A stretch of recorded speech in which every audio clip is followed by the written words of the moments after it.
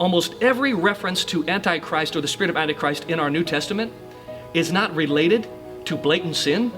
Here's what it's related to. It is any time somebody is teaching a form of God, but denying Christ on the cross.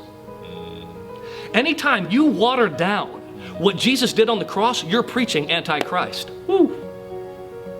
This might ruffle some feathers. Right. Because oftentimes we think Antichrist is just, this, we're waiting for the great dragon, we're waiting for, this, all of this other eschatology stuff that we hear about over the years. But here's real Antichrist. Real Antichrist is when I keep preaching you under the curse of the law and I disregard the finished work of Jesus Christ. You know what that is? Antichrist. Because Christ didn't do enough on the cross.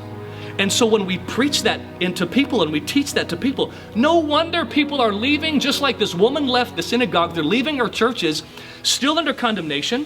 Watch this. Privately bound in sin, publicly bound in religion. No wonder why. Do you know why? Because the law gives sin its power. Right. So if I keep preaching people under the law, I keep giving sin power in their life. I'm no longer being a good shepherd. I'm no longer a good pastor anymore if I'm doing that. I'm called to preach a different message. I'm called to hold up a different mirror.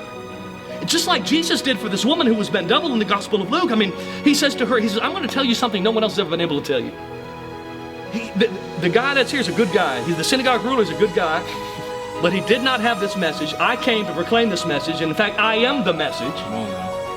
Come on. I am the message. Right. She had an encounter with grace in the form of the person of Jesus Christ, the Son of God.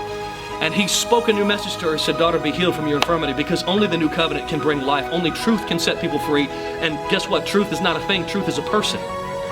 Jesus said, I am the truth.